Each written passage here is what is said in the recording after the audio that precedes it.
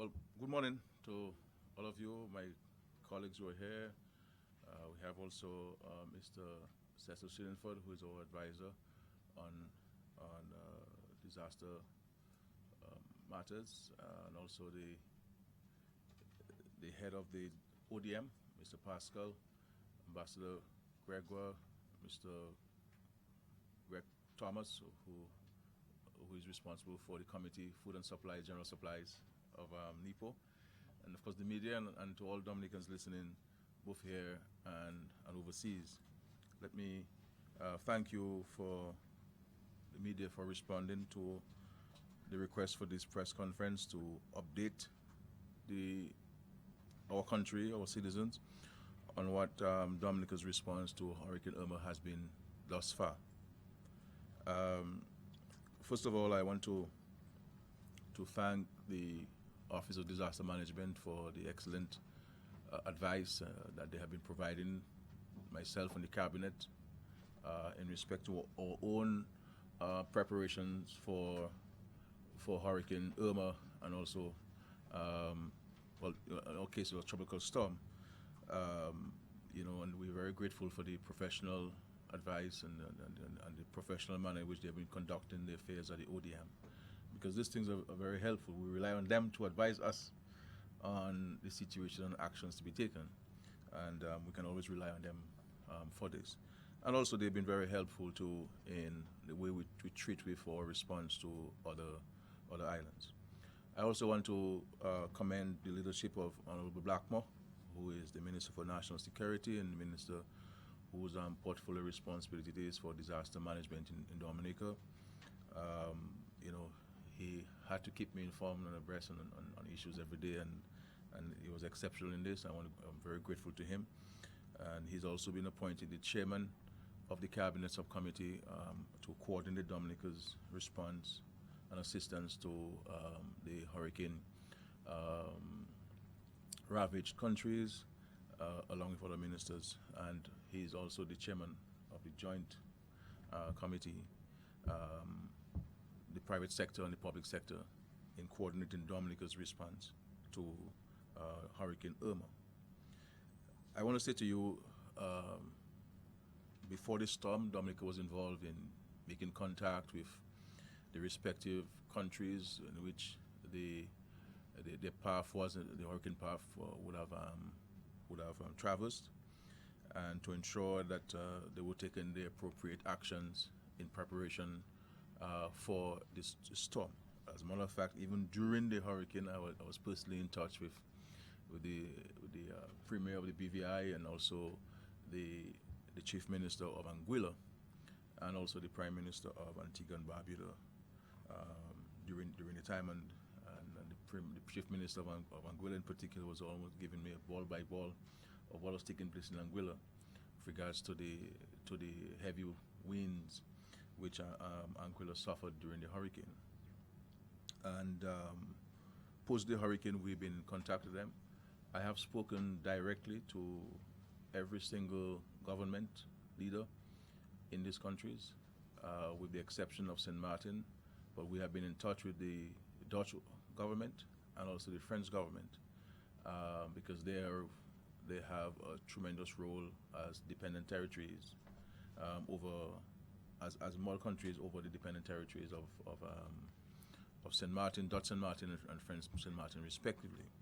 And I have now been in touch with the Prime Minister of Dutch St. Martin through an intermediary, and I'm expecting to speak to the Dutch Prime Minister, St. Martin Prime Minister this afternoon by telephone. This morning I had a very lengthy discussion with the Governor of St. Thomas, who was relaying to me the situation in St. Thomas and the actions which the government, both the island government and of course the federal government, are taking in assisting citizens and responding to the disaster. I have been in touch directly with the Prime Minister of Antigua and Barbuda, the Prime Minister of St. Kitts and Nevis, in respect to the storm. I also met with the governors of, in addition to the local leadership in Anguilla and BVI, also met with the governor of these two territories, the governors of these two territories. And on my request, I wrote to the chairman of the Caribbean Community, CARICOM, suggesting that an urgent meeting, or an emergency meeting of CARICOM be convened to discuss and to coordinate CARICOM's response to the hurricane. That meeting was convened on Saturday the 9th of September, where a number of issues were discussed and a number of actions taken for follow-up action by CARICOM. I have also been assisting the chairman of the OECS, Prime Minister of St. Lucia, Honorable Alain Chastanet. And as a matter of fact, as you would have known, I also accompanied him to visit physically the BVI, Tortola, Anguilla, St. Kitts and Nevis, and Antigua. So we visited these territories, these countries. Yesterday, it was a very exhausting trip, but very worthwhile trip. And I will speak to the situation in these countries very soon. As chairman of the Monetary Council, I suggested to the Council of Ministers, that a contribution be made to the countries within the currency union, financial contribution be made to assist these countries in responding to the disaster.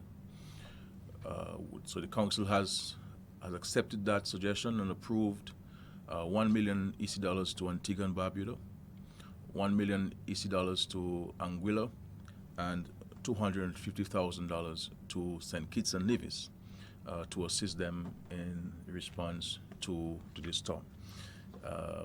The board of directors of the bank, that suggestion didn't come from me, but the board of directors of the bank suggested that Dominica should have received a contribution for the damage at the Douglas Childs Airport, but I respectfully declined the offer of assistance to Dominica because, this is what has happened is in all the territories is complete, is extremely pale, the devastation in our member territories. So I'm very grateful to the council members for accepting this recommendation and approving these contributions to these countries. We've also been in contact with, as I said, in respect to St. Martin, both the French and the Dutch, and assisting them in communicating with CARICOM and CDEMA and so forth, because there were issues of communication. The command post for St. Martin is located in Roseau, and because the logistics on the ground in St. Martin were very difficult, but progress is being made, and I'll speak to this progress in these islands. So as I indicated, I visited, and of course, in respect to Anguilla and especially the BVI, we were able to get the Venezuelan government to agree to provide a military aircraft over on Thursday, Friday, going on the weekend, to transport, to airlift supplies, urgent supplies to the BVI and Anguilla. The government of Venezuela agreed because they were also involved heavily in the evacuation of the residents from Barbuda. They sent in helicopters and military aircraft to assist. But we encountered some diplomatic hurdles, and unfortunately, we were not able to have the supplies airlifted to BVI and Anguilla. Because as you know, these are dependent territories, and they would have to get authorization from a higher authority outside of these countries. But you experience these things in these circumstances, and you have to look at alternative means. And we discussed alternative means last night in Antigua, and we able to utilize the British aircraft came in yesterday, and we're able to send some supplies along with what the British had to these islands, utilizing the British assets. In terms of Dominica, further, and of course, just to say to you that the situation in BVI is grave. They suffered extensive damage. Literally every single home and business enterprise was affected in the entire BVI islands, not only Tortola, but all of the islands. As a matter of fact, up to yesterday afternoon, they had not been able to access Virgin Gorda. They were making attempts at the time to get a boat to take them across to see what would have happened in Virgin Gorda. But there's no electricity in any part of the BVI except through persons who have small generators and stuff like that. Water is a problem. The water system has been severely damaged, so there's no pipe-borne water except those who have collected through the cisterns and still have some left. Access, is still compromised in many parts with fallen trees and telephone lines. Virtually almost every telephone and electricity pole has been either broken or uprooted or something. So it's going to take them some time to have electricity restored in the. Fortunately for them, the airport is functioning now, and also the seaport was opened officially, authorized to be opened yesterday. So they will start they can get supplies from ourselves in the Caribbean and also from Puerto Rico and elsewhere. So these are two good things that are happening there. From what I've seen, the British have been very helpful in deploying military personnel. Luckily for them, there was a ship just about 100 miles off the island, sitting out the hurricane, and as soon as the hurricane was over, they're moving into Anguilla and the BVI. And they've been very helpful in assisting with providing security to the country, because every single person's home was affected, including the Premier's home and all his ministers and so forth. The hope is that they would have convened a cabinet meeting yesterday for the first time, or possibly today, so that they can put things in motion. So the situation in BVI is very, very grim, and from the estimates, you're talking about a few billions of dollars in damage, and it is very serious in the BVI. But they were making some progress, in trying to find a way through this really difficult situation. In Anguilla, Anguilla also suffered extensive damage to all of the schools, the primary and secondary schools, the hospital. There is no electricity in Anguilla, any part of Anguilla, except, again, those who would have generators. So they will need a lot of help with linesmen and to erect the poles and to run the cables and so forth, the wires and so forth, to have electricity restored there. So it is. They also receive extensive damage there. They started to clean up. You really must commend the leadership of the Chief Minister Banks, and people mobilizing themselves. I was able to meet with a large contingent of Dominicans to reassure them and also reassure the Anguillan people of our commitment to assist in Anguilla in its rebuilding efforts.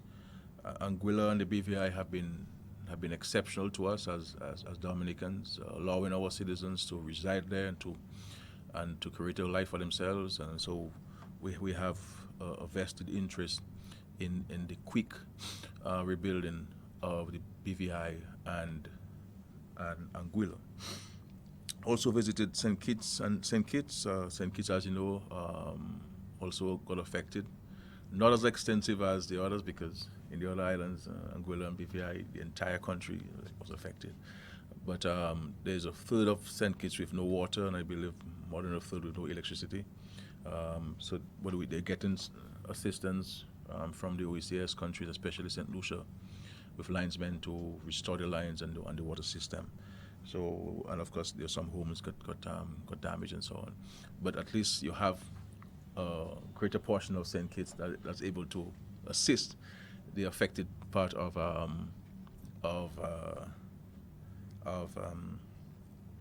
St. Kitts, and so things are basically under control there.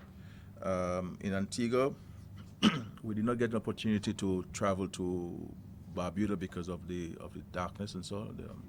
And there be no electricity in Barbuda. But the government has been able to evacuate everyone but 6 people from Barbuda. So they have been evacuated and placed in shelters in Antigua. We visited one of the shelters to meet with the residents there and to speak with them.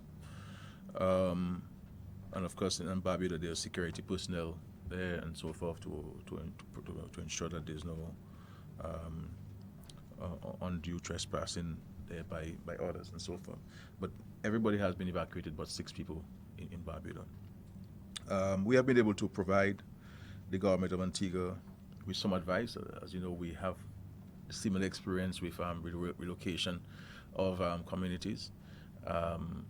They've asked me to send some of the information to them in writing, and I will hoping to do so during the course of the week and to assist them in how to what are the things to pay attention to, because it is not easy for people to leave their homes and to be living in shelters and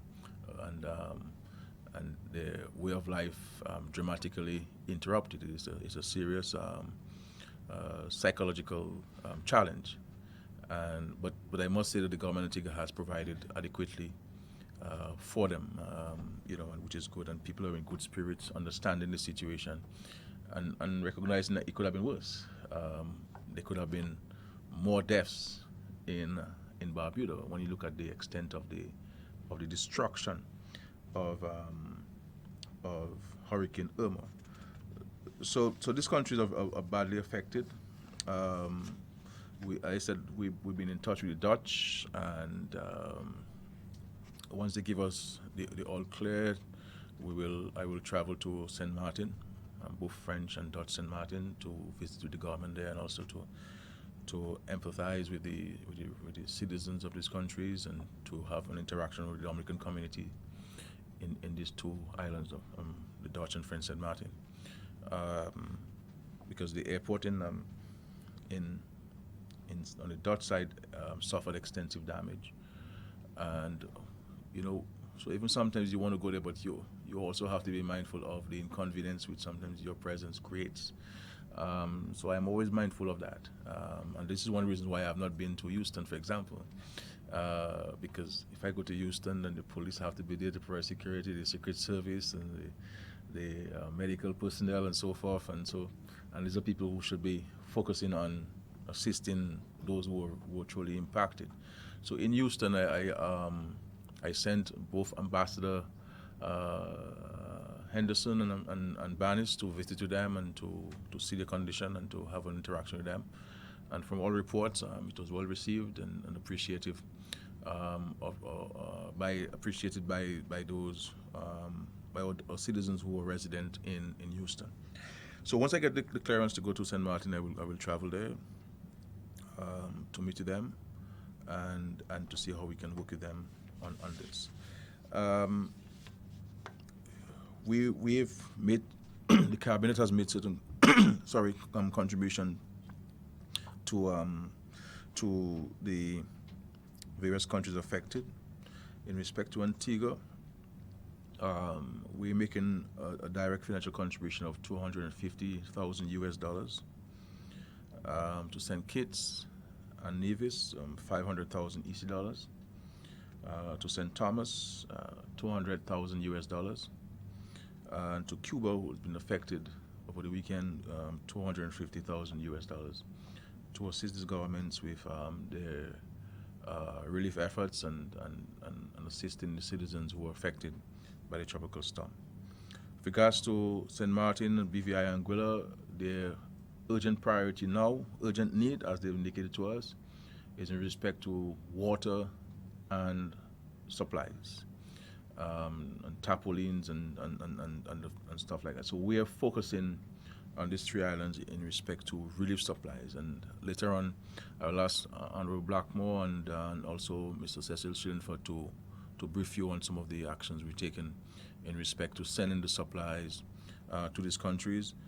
But we are certainly going to be sending quite a bit of supplies, an initial amount of supplies, and certainly subsequent to that, additional supplies to these 3 islands to assist with provisioning for all the citizens and residents affected in these areas. As you know, these islands are on a regular basis, they're challenged for water, drinking water, potable water. So you can understand, in light of this disaster, the great challenge. We also, one of the matters we placed on the discussion at CARICOM on Saturday, at the CARICOM meeting on Saturday, is the issue of Dominica supplying bulk water to these islands. So now we are looking at the possibility of using barges, get these inflated containers, place on the barge, fill it up with water, and have it transported to these islands. So we are working in CARICOM on this. We're exploring, Dominica is exploring with other countries, and also CARICOM, for the Secretary General, has been exploring with friendly governments and institutions to see whether we can have those badges.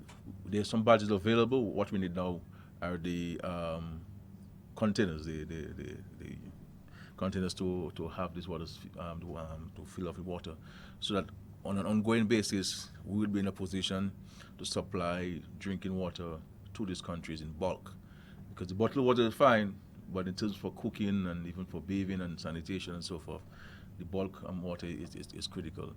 And of course, these barges can land on the beach and have a forklift lift up the water containers and place on the beach or a safe area, so people can come in there and fill their utensils and so forth to take to their homes.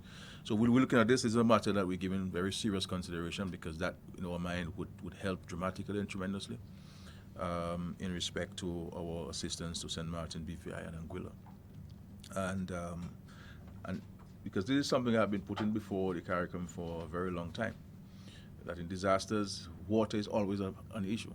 The need for water is always critical. And we suggested that we use we have a water tanker that we could all make a contribution towards purchasing. And when a country needs it, then a country like Dominica, or a country like St. Lucia or St. Vincent with water could assist these countries. Because I recall when Hurricane Toma affected St. Lucia, we had a huge challenge. We had to use the Coast Guard vessel. The Coast Guard vessel could only transport a certain quantity. But if we have a tanker, thousands of gallons of water we could have shipped to St. Lucia on a daily basis, you know. So we're looking at this very seriously. But whatever utensils we end up having, but we'll certainly be shipping some bulk water to St. Martin and to Anguilla and to the BVI, in addition to the bottled water, which will be shipping, I believe, hopefully tomorrow. The boats will leave tomorrow for these islands. In addition to that, we're deploying police officers to the BVI and Barbuda. In the BVI, there are several prisoners who have escaped from the prisons, several of them. So that poses a security threat to the island, and also in Barbuda, of course, to avoid people coming in and taking advantage of the situation, to ensure that there is proper security. And of course, we sent in some personnel to BVI yesterday. I saw them at the airport in BVI as part of the CDMO team, and we prepared to provide additional human resources to these islands based on the request. So we are keeping in touch with governments and doing all we can. As I indicated sometime last week, we're looking at the possibility of setting up a fund, especially for Dominicans affected in these islands.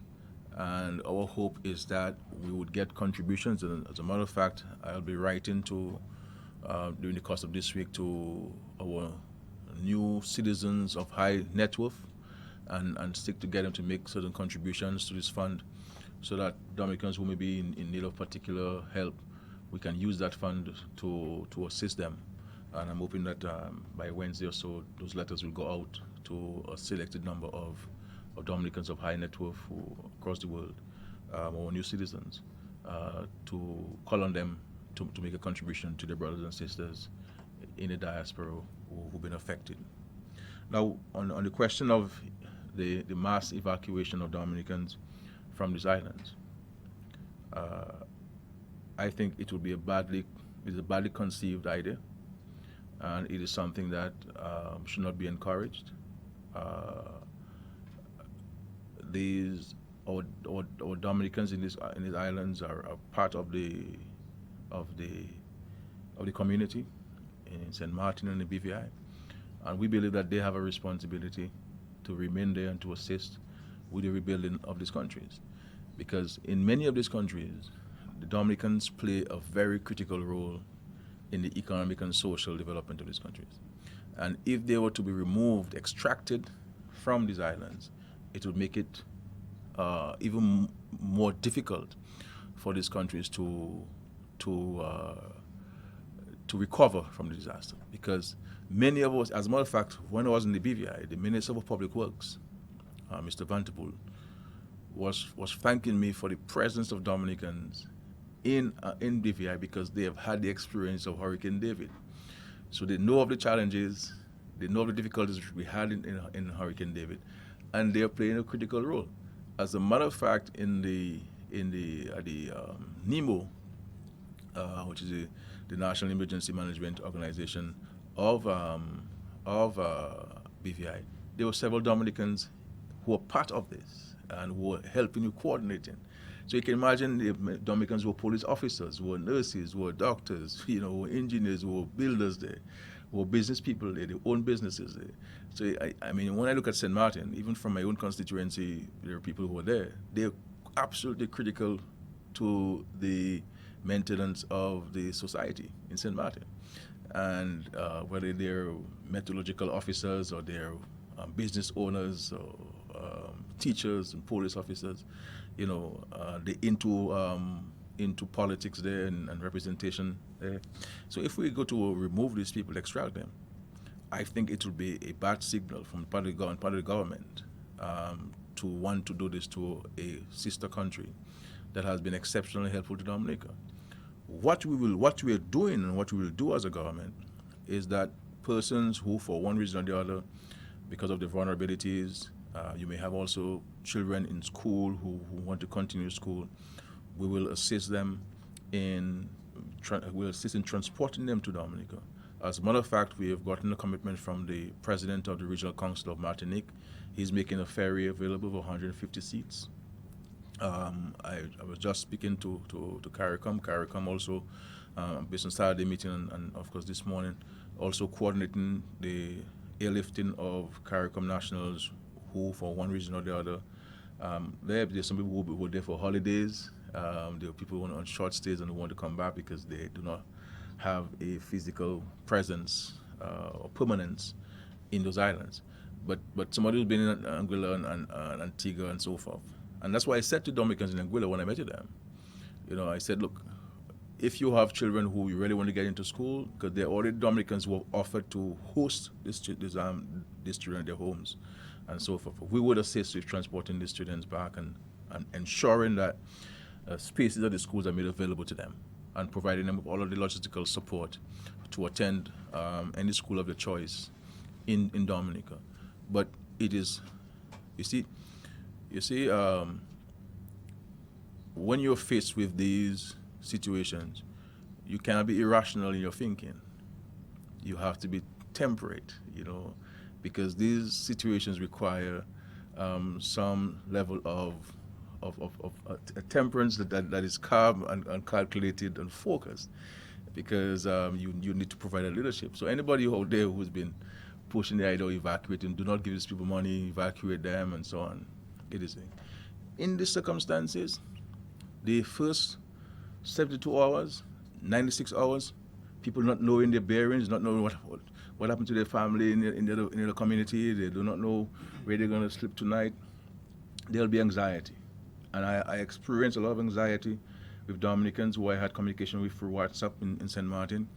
over the weekend, Fridays, Thursday, Fridays, and so on. But speaking to them this morning, they up and about, and they found the bearings and so on. They've been called to work, and they're going to work and to clean the offices and to see what they can do to start their lives over again and to build the country. Our countries in the Caribbean are resilient. It's not the first time St. Martin has been faced with a major hurricane. It is not the first time the BVI has been faced with a major hurricane, or Anguilla. We've all been faced with major hurricanes and disasters, and these countries have bounced back faster than any one of us would have expected, or any of them would have expected. So we have a certain resilience in the Caribbean, and the melting pot nature of these islands will assist in rebuilding. And what we should be doing is to provide them with all the moral support they require, and all of the tangible support we can reasonably afford. And so this is where the whole country has to come forward. But let us not create in the minds of the people an unnecessary panic by what we utter here in Dominica. Let us be reasoned with our utterances. Let us be clear on this. The destruction and damage of there is exceptional. It is tremendous. It is heart-wrenching to see the suffering of people. But by the grace of God and our help, as an international community, as a regional community, I am satisfied that people will rebound and resettle their lives.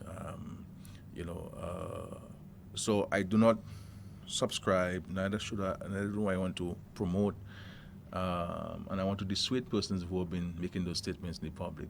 Desist from making those statements. They're not helpful. You may believe that you're sounding intelligent, but I'm telling you, this is not the right way to go. Leadership requires a certain level of soberness, a certain level of reason in addressing these serious issues. And we must be very careful that we don't appear in the eyes of these people, especially the quote-unquote indigenous people of this country, that we're making fun of their situation. And we're not serious about our intent, our willingness to help. You understand? We have to be careful with this. And I really want to send a very strong verse. We should avoid appearing to be partisan in our approach and our response to the needs of the people. When we were hit in 2015, and we don't have to go back to Hurricane David, because many of us were not born, and those who were there would be very young and so forth, and so forth. I was only about a few years, Hurricane David. But we don't have to go back to Hurricane. All of us, majority of us would have been alive, at least those of us who can speak, would have been alive in 2015. And we know of the outpouring of support from these countries. It was overwhelming. It was tremendous. When you had unemployed senior citizen, taking one tin of milk from a cupboard and putting it in a bag and sending it to Dominica. We have to understand that there was a massive movement in the Caribbean, in the world, in assisting Dominica in a time of need. And we all must play our part, the little that we have, play our part in assisting these countries, in getting them to return to a sense of normalcy so they can rebuild their country in a quick fashion. Once they know, and you saw it in the expressions, you saw it in their utterances, you heard it in the utterances. The mere presence of the chairman of the OECS, who I accompanied, and I must commend him for his leadership, the Prime Minister of St. Lucia, and myself, people felt a sense of hope that we're not alone. People know what has happened to us, and people are prepared to assist, and people are assisting us, and gives them a certain motivation to get up from their slumber, to get up from their days, and to start getting things moving. So we have to provide the support to them, and I know from my own experiences as the leader of this country, what I had to deal with, and the difference which a visit from a leader made to our country, to our citizens, the difference which the lending hand played in responding.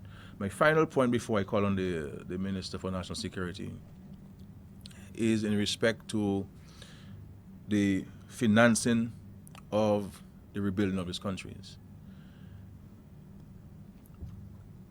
Dominica signed and ratified the Climate Paris Accord, and we have been strong advocates of getting this agreement concluded, because the international community had been kicking this proverbial can down the road at every COP summit. Fortunately, we were able to get an agreement in Paris with the leadership of the President of China, with the leadership of the then President of the United States of America, and the leadership of the then President of France and other world leaders.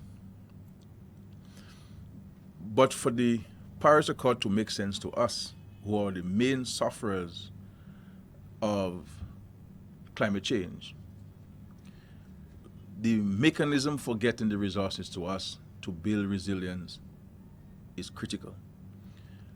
We cannot subject the resources that have been pledged, the $100 billion that have been pledged, to protracted bureaucratic procedures. I made the point in Antigua last night that these disasters are not going to wait for us to put things in place. They are coming every year. And the disaster experts will tell you we now have to extend the hurricane season. You understand? And gone are the days, and I keep saying, if 15 years ago, 20 years ago, anybody would tell us Dominica could flood, we would just laugh at them. Because rain would fall for weeks, it would flow in our ravines, it would flow in our dry ravines and our rivers and go to the oceans.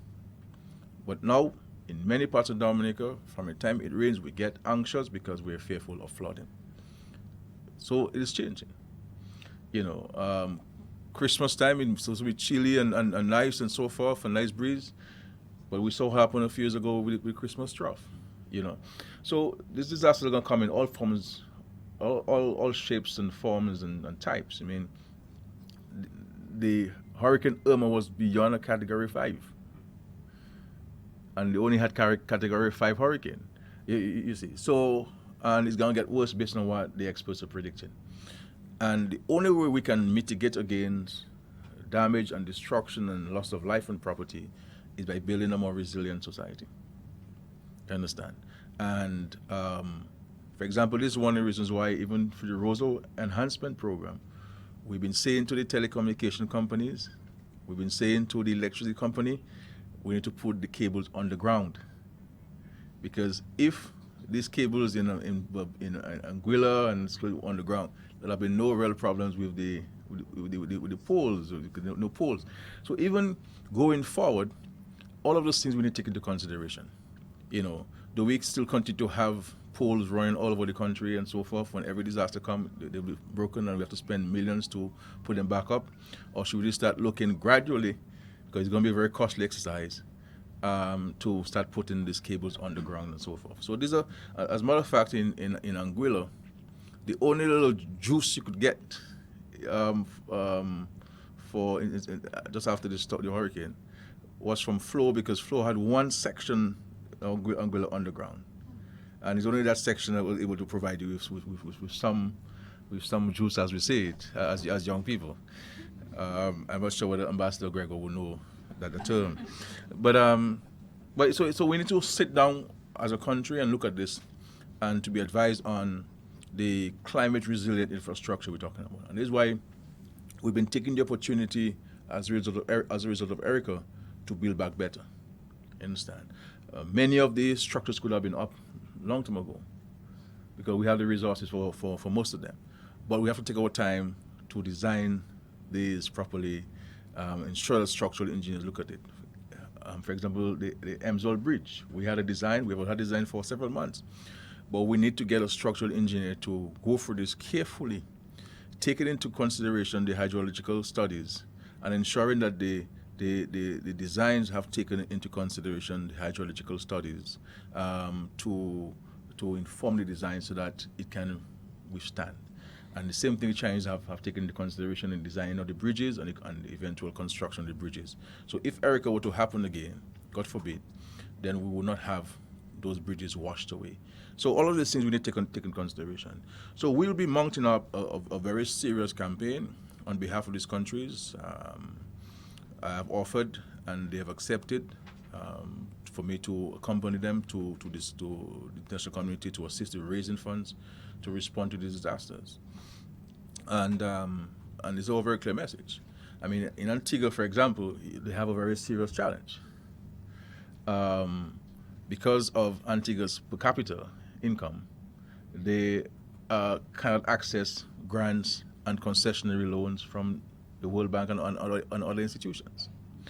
And they're now going to be graduated further, which is taking them further away from the ability to attract funds. So the sit down somewhere. Still maybe Nurse Charles is somewhere there, Dr. Darrow in cabin room. So we have to address this issue, and what we're saying to the international community is that we cannot only look at one variable, that is your per capita income, and not look at your vulnerabilities, your vulnerability to external shocks, to natural disasters. You understand? All of those things can impact on you, because when you look at our debt, for example, a lot of our debt has to do with our response to disasters. You know, because you cannot wait for the funds to become available and people are suffering. You have to fetch the monies wherever you can legally find them, and so you find yourself forcing to have to go to commercial loans at 10%, 8% to refinance or to finance your reconstruction. So we will be, because this country is going to need a lot of money. I mean, the government of Antigua is going to reconstruct Barbuda.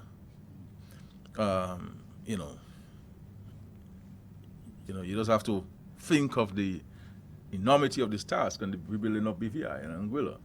And while the British government will assist them, they also have to raise a significant amount of the funds themselves to rebuild. There are several families with no insurance, both private dwellings and businesses. And how do you treat these people? You know, so it's a huge task, and we're in total solidarity with them.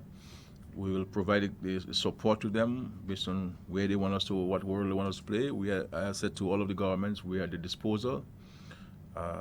We are there to help. We're there to assist in whatever way we can. We're not going to force ourselves, but we're here to help. And so far they've been requesting our help, and we've been responding. But we empathize with them. We stand in solidarity with them. I will end here, and of course, at the end of the presentations from Minister Blackmore and Mr. Shillingford, we're free to take your questions. But thank you again. Mr. Blackmore.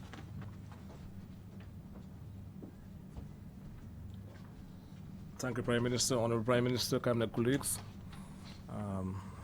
members of the media, and those of you listening via the radio and internet. Good morning to you. First of all, I want to thank the Almighty God for not having the reality of being struck by this monster hurricane, Irma. I want to also express my gratitude to staff members of the ODM, and also to actually commend again the Honorable Prime Minister for again demonstrating his ability to lead from the front.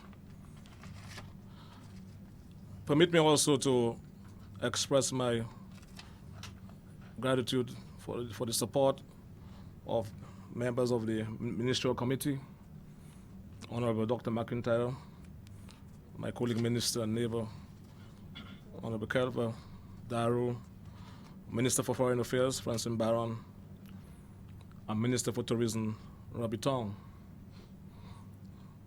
I also want to thank on behalf of the people of Dominica, the first responders. Although we were not struck by Irma, but we had to prepare. And the police officers, those of those who are actually on leave, who return to work and return to base at police headquarters and the respective police stations, the fire officers, the nurses, and all other members of essential services. Thank you very much. Our Prime Minister has spoken already in absolute details of most of the things that we have done so far as a country to assist our brothers and sisters overseas. So I'm going to limit my comments to the efforts we have made thus far to get relief supplies to our brothers and sisters. First of all, we're going to start to try to touch the lives of our friends in St. Martin, Anguilla, and Totola. And what is mostly needed now in terms of relief items, water, and dry goods. Before I go further, I really want to place on record my appreciation for the quick response and support from the private sector. I also want to commend thus far the effort of members of the Joint Committee, namely the Secretary to the Cabinet, the Permanent Secretary in the Ministry of Justice, Immigration and National Security, the Permanent Secretary in the Prime Minister's Office, Mr. Cecil Shillingford and Mr. Fiscal Pascal of the ODM, and members of the private sector and civil society. We're going to, as the Prime Minister said just now, St. Martin was very, very quick in responding to us when we experienced this monster tropical storm, Erica. And bear in mind also that we have a significant Dominican population in both the French and Dutch sides of St. Martin.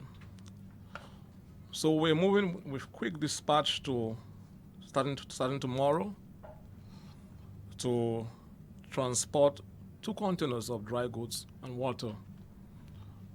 These are 20-foot containers to St. Martin and 1 20-foot container to Anguilla and Totola. We're hoping to contract our boat owners from the second tongue of Portsmouth. Already, Greg Thomas, I want to commend him for his efforts so far, has established contact with the boat owners who actually all came to a meeting last week and demonstrated their commitment to assist. So we're hoping to start, not hoping, we will start as of tomorrow to transport those most needed items to our brothers and sisters in St. Martin, Totola, and Anguilla. We have had discussions with our suppliers, and Mr. Cecil Shillingford will go into the details as to the logistics we have put in place thus far to ensure the quick dispatch of those items to the various countries. We have also set up a bank account in the National Bank of Dominica. Mr. Shillingford will speak to the actual account details. So persons who want to make financial contributions can do so and place the money in the bank account, the number of which will be transmitted to you just now. I want to give the people of Dominica our continued commitment to serving this wonderful country and to ensure that we'll continue to work with the highest degree of diligence and commitment in ensuring that our country, first of all, is kept safe. And just in concluding, I want to really commend the people of Dominica, because even if we prepare from a policy standpoint, but the onus is on you to actually take the instructions and information seriously and to protect yourselves first. And to say further, even the first responders themselves have an obligation to their own safety. So we have, first of all, as I've heard from the Prime Minister, our individual responsibility to keep ourselves safe. And I want to, at this point, to invite Mr. Cecil Shillingford. Let me give you a secret about Cecil. He does not sleep. And then, so whenever you see him, just say, the man who does not sleep. And the same thing applies to Mr. Fiscal Pascal. And these are great Dominicans, and it takes commitment from all of us to ensure that this thing is done properly. So thank you very much, and I welcome Mr. Cecil Shillingford.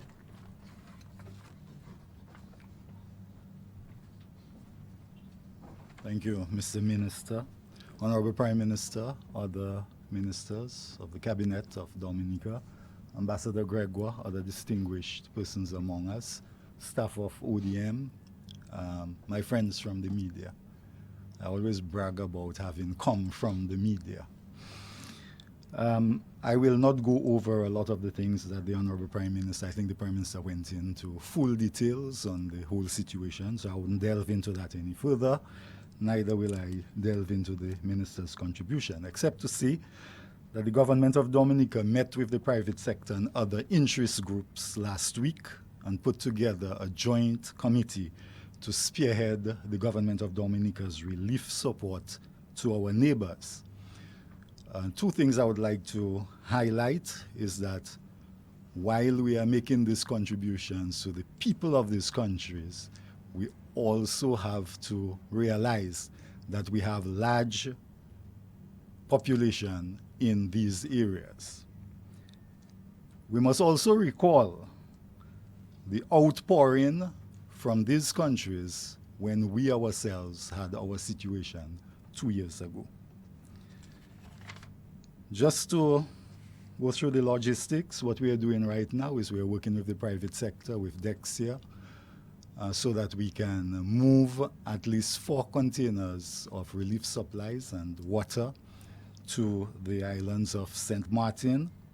2 containers, 1 water, 1 dried goods.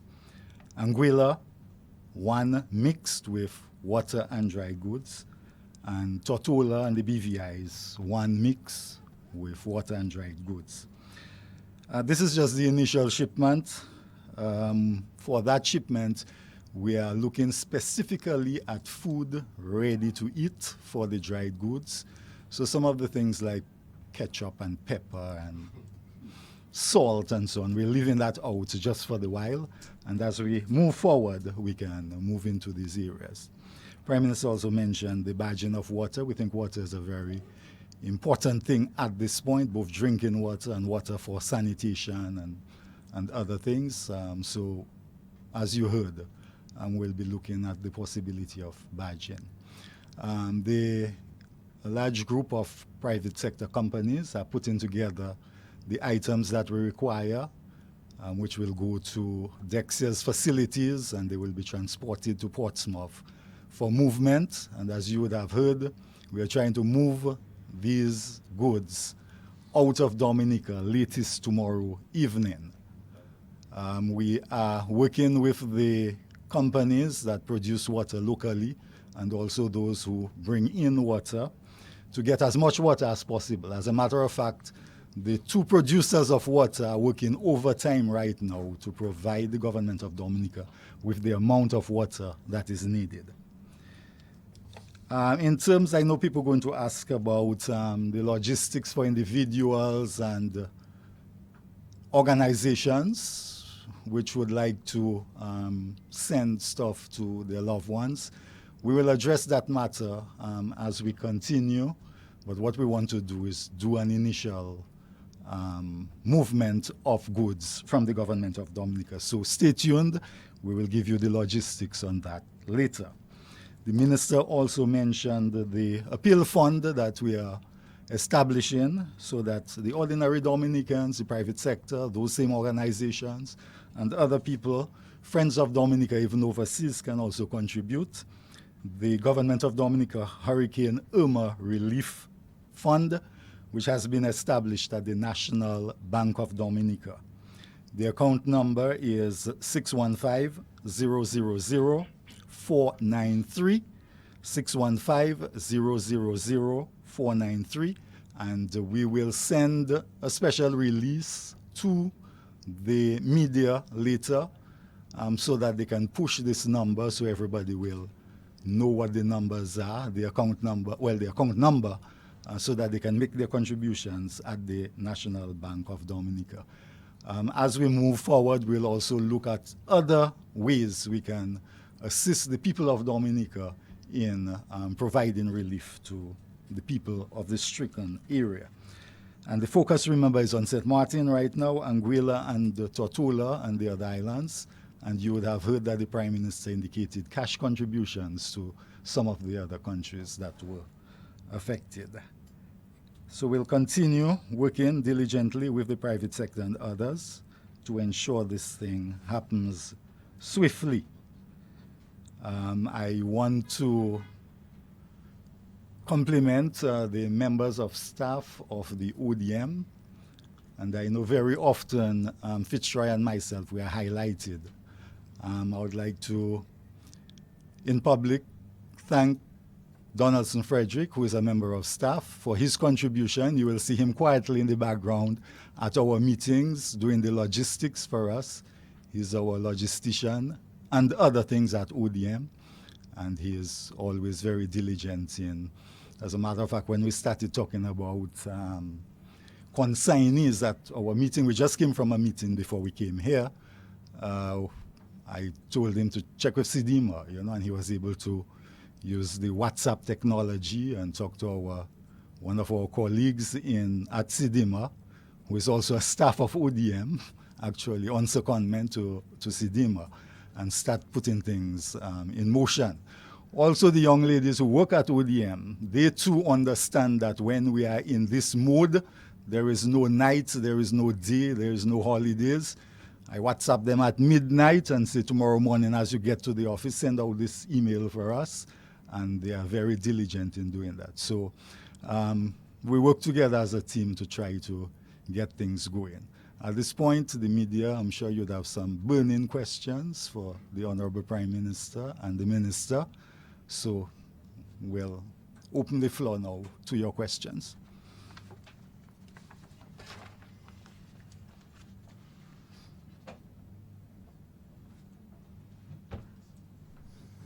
Yeah, please.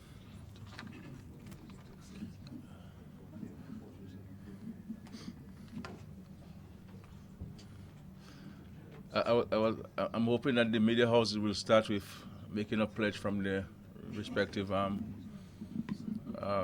institution. Yeah, please.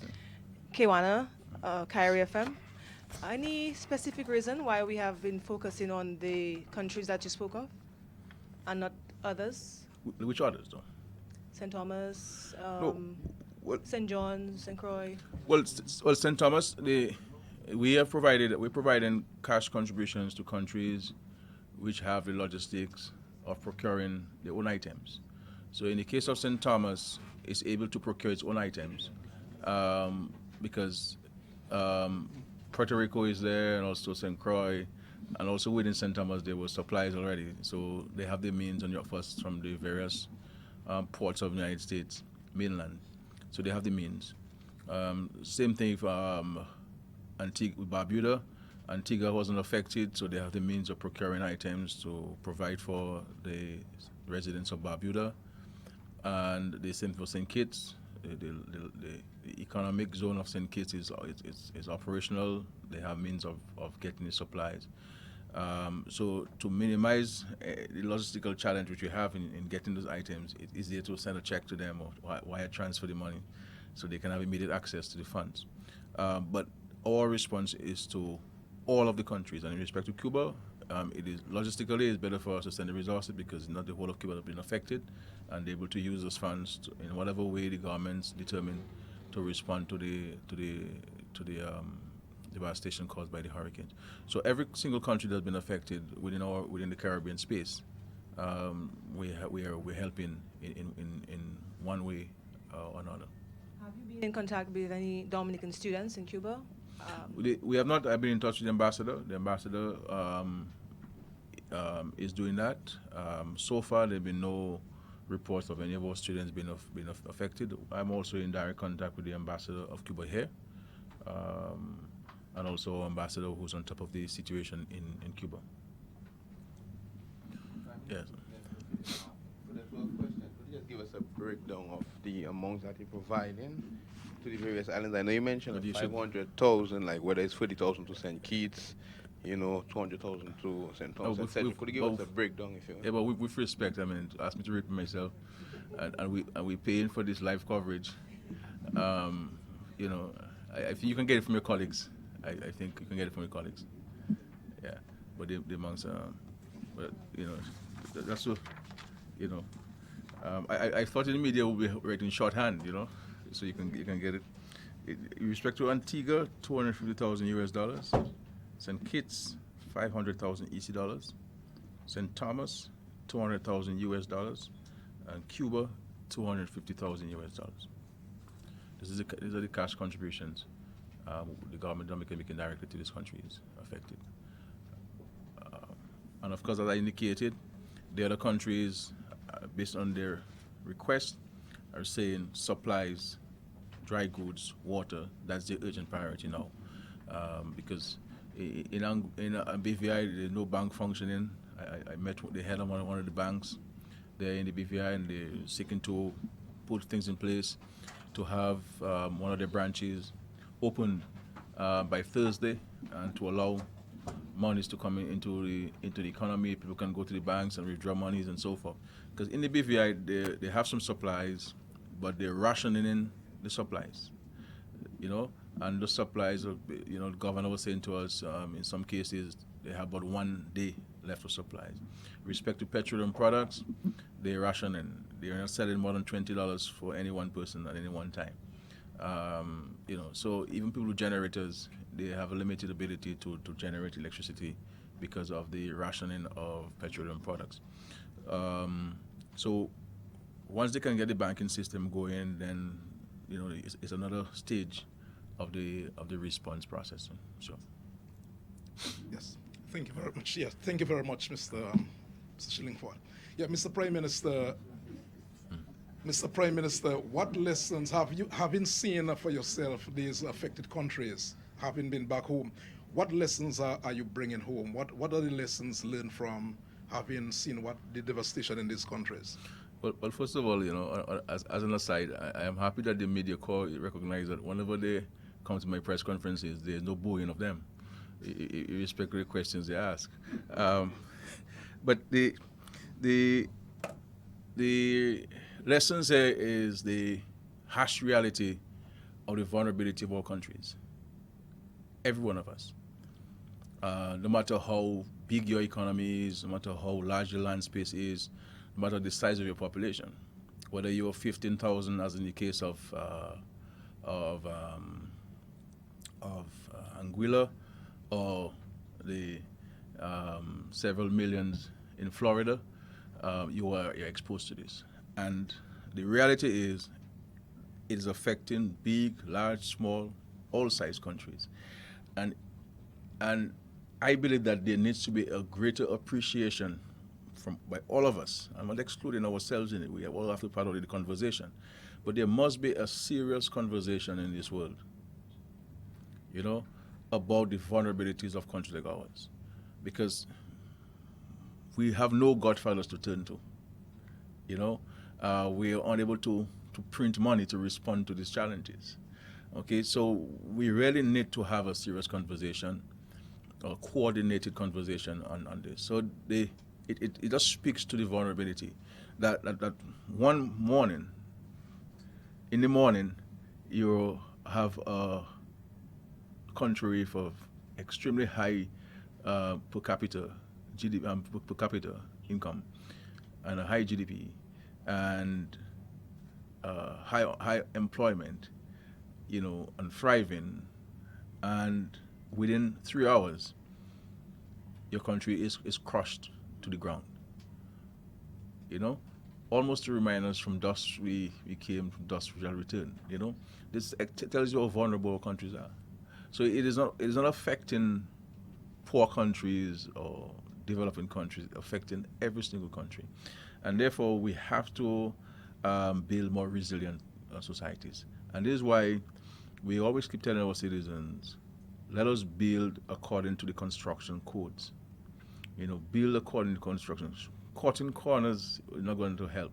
because the cost of the damage is going to be huge. Our fear or concern coming to these islands is that it's concerned that the private sector, some people may want to abandon their investments because they may not want to go through this again. You may have companies going bankrupt. Can insurance companies have the capacity to respond to those payouts? How solid are the reinsurers?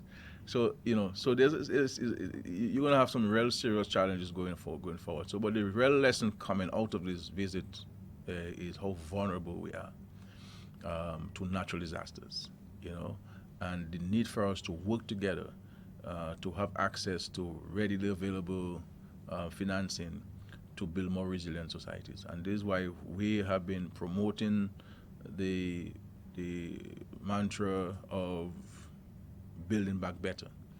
And these are the things that we're talking about when we talk about building back better, more resilient infrastructure. Because the hurricane season will always be with us. You see what I'm saying? This is not a carnival where you can change the dates. They'll always be with us. And therefore, the least we could do is to prepare adequately for it. Not only in terms of our logistical arrangements during the season, but in terms of our infrastructure. That's the lesson there. Yeah, in relation to what you've spoken about, Mr. Prime Minister, you have said in the past that Dominica will seek to establish a sort of disaster relief fund. Can you bring us up to date on where that is at the moment? You're talking about the statement I made in the budget address? Or yes. In respect to the one in the budget address, and we're making progress with this. Is to have a fund that deals with shocks that the economy may suffer. And it's not only as a result of a disaster-related shock, but any economic shock. For example, you had the global crisis, financial crisis. Anything that happens in the market. So our main source for tourists is the United States. If the United States is going through some economic challenges, people have less money, therefore they're unable to travel. And if they do travel, they'll spend less. That creates a shock for you in terms of your foreign exchange. And that can have a serious impact on the way you conduct your finances in Dominica. And this is why sometimes you may have a situation of budget deficits. You have to spend more than you're actually making. So we can draw down on these funds in situations where we fall short of meeting our commitments, meeting our ability to meet our commitments, or ability to meet our obligations, and draw down on this fund. So the documents have been prepared. I have gone through them. I have certain issues with certain sections of this document that I have asked for them to have it reviewed. Once it is reviewed, then it will go to the cabinet, and from the cabinet endorsement, we'll take it to the wider public so that the public can be aware of what we're doing before it is finalized.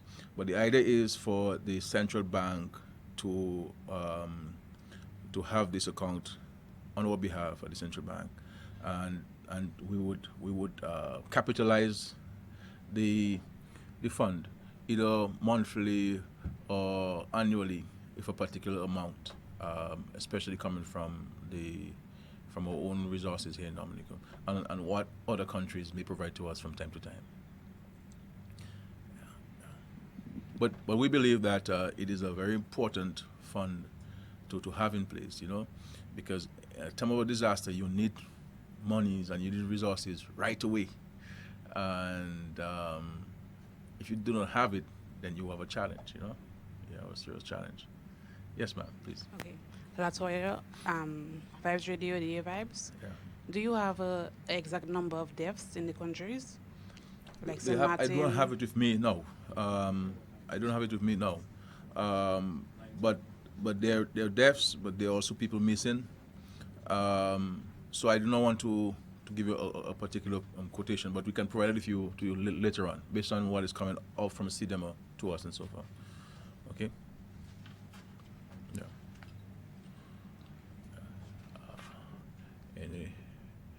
Any other question? That's it. Well, I want to thank the media for being there in full force, and thank you for your efforts, because your role is critical.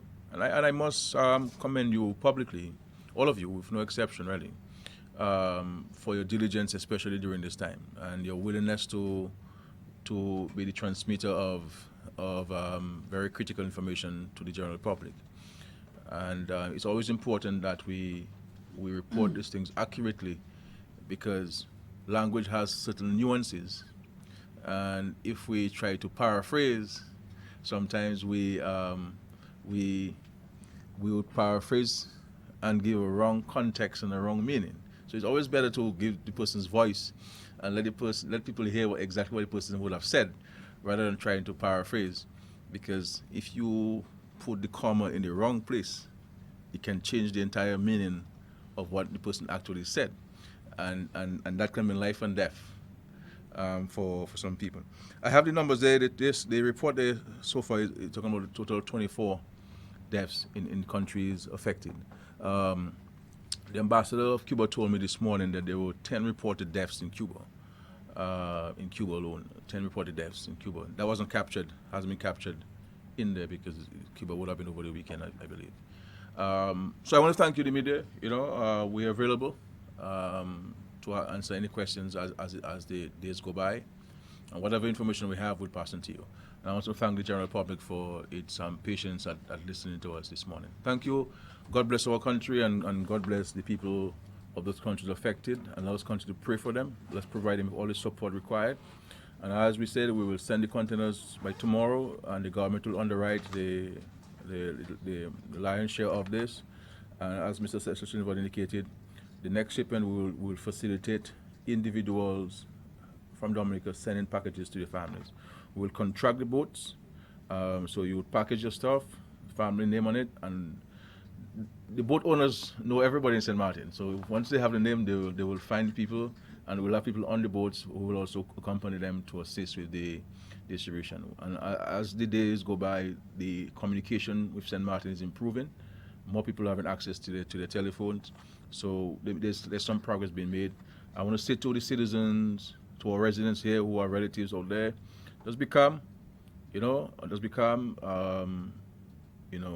becoming in a situation, what you have to do is continue to pray and for a speedy recovery of these countries. But we're resilient people. We've been through this many times, and we'll bounce back. Thank you very much, and God bless you.